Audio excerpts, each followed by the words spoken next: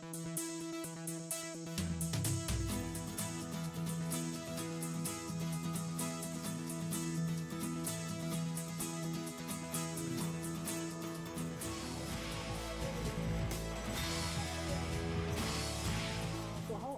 but the issue is that, because for example, let's say, I think again you have had a very interesting experience of having dealt with some of the executives, right? Now, a lot of people, I mean companies especially, they have these learning and development teams, or learning and development department, as you might call it, or HR department largely put together. They always have these training programs, and when you look at this training program, they're all the soft skills, and some of the most sought after skills are team building. Now, how do you ensure, let's say, ownership? I want everyone to take the ownership. That's the problem is, because you don't want someone to be policed. You don't want someone to be all the time being monitored. But why does he or why does she not do what is he or she is supposed to be doing? So therefore, let's say I want to engage, or I want to, what do you say, impress them with the idea of it's important to be taking the ownership. It is important to be responsible. So we have tried all this, nothing is happening. So therefore, we want to try this idea of storytelling. Yeah. So therefore, now where do I get this content? So of course, I need two things. One is a person who can deliver this, someone like you, definitely. But then, suppose let's say, we want them to, at least before they come and attend your session, we want them to read the story part of it, just to have it, because they might feel a little shy and things like that when they have to read it simple, because they are used to very complicated thing. Now when you ask them to read, which is very simple, that they would have done in a kindergarten age, they might, what am I doing here, kind of thing. So therefore, you just let them read the story at their own pace, and then come and attend your session, or somebody like your session, and then they go through the experience of, yeah, I think this is what I'm able to communicate, and things like that. So therefore, how do you have any source or any published books or any websites or any companies that where people can source this content from? Do you have that?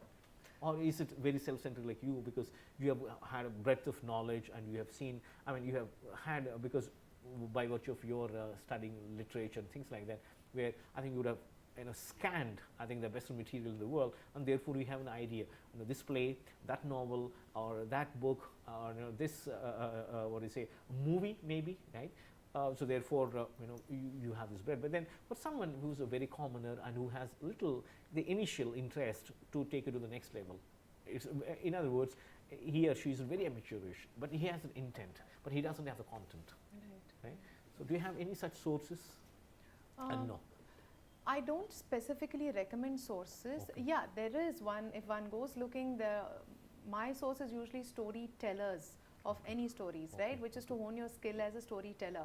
But when we talk about resource material, it has to come from the person, right? But I do have a few suggestions for, or I could offer where you could find those stories, or how you could even create those stories. Yeah, I come back to the same thing. Look for analogies. Look for analogies. So the same story, you could find the analogy that you want to focus on, whatever it is you wish to communicate.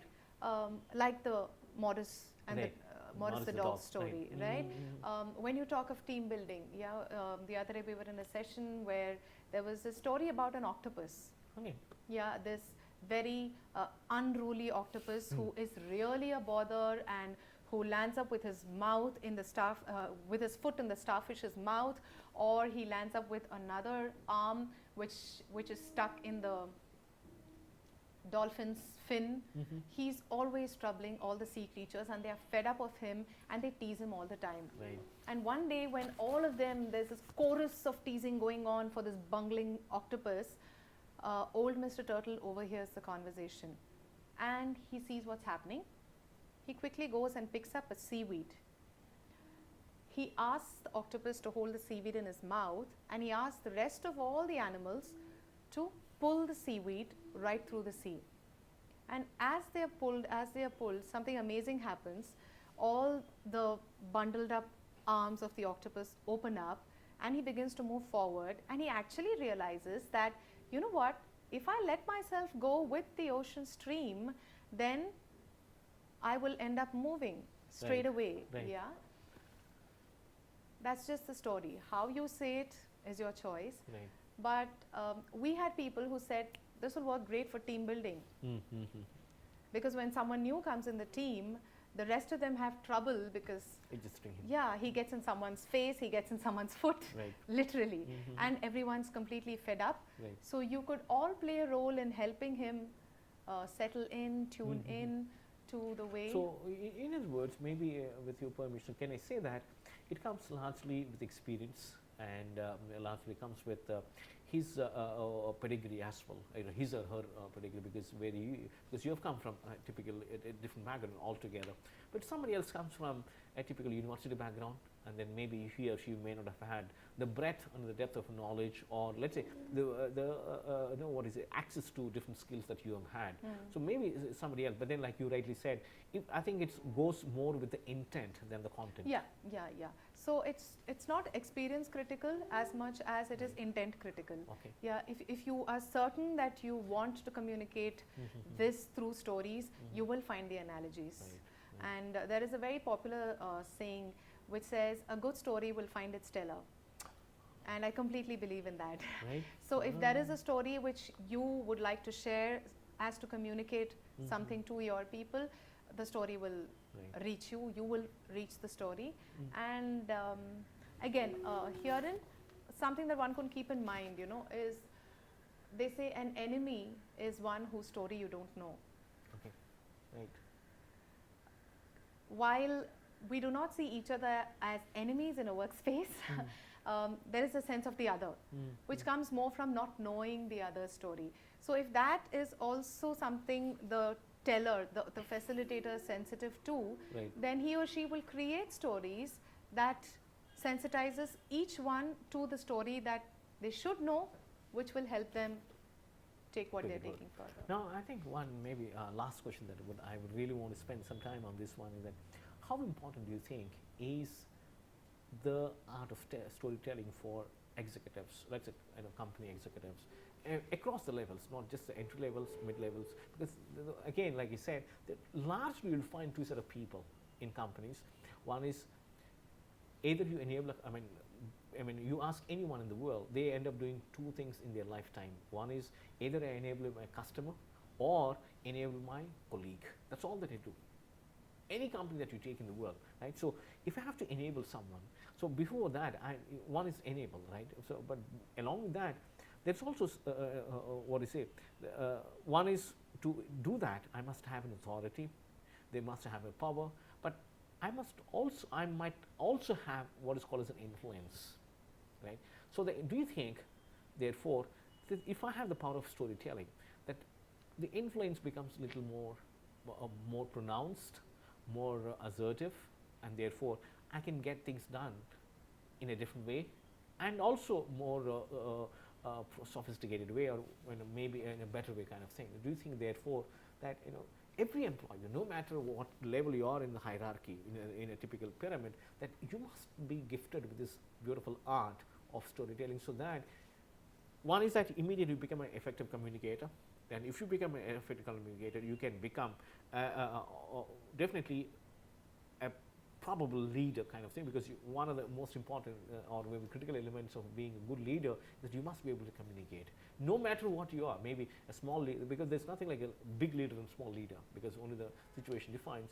So from your experience, or maybe as an advocacy issue, do you think every employee must be trained well, so that you become very well in the storytelling, so eventually, so therefore you become a good communicator, so that either you deal with the excellent customers, or you deal with your internal customers, that is your colleagues, so you become very effective in your dealings with them. Do you think it should be made, again, like I asked you about the teachers, do you think it should be almost like made mandatory, that yes, you must have this skill?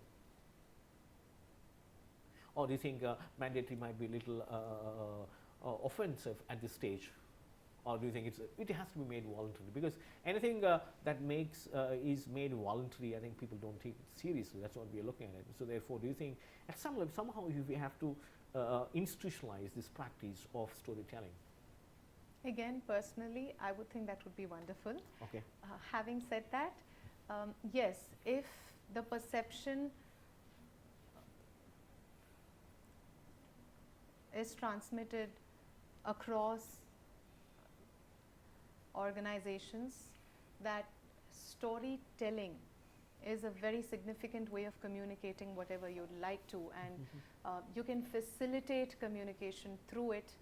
And also, if one can break the perception that storytelling is an unattainable skill that some are talented and gifted with, which is not entirely true, right? If one can be pushed to communicate creatively what we'd like to, loosen inhibitions and communicate it, have a predetermined agenda, but be entirely prepared that that may not reach your audience, right? So storytelling works primarily because it's not preachy. So if one can, if that can be shared with individuals, that yes, you know, stories give you that space to play around and to No expectations whatsoever. yeah, to a great extent. Like I said, we can choose stories with predetermined outcome in mind, but the moment you're going to say, you know what, this is what the story has told you, then you don't have any takers for storytelling. And the beautiful part is that if you can spend time with whoever is engaged in your story listening, in reflecting on it together,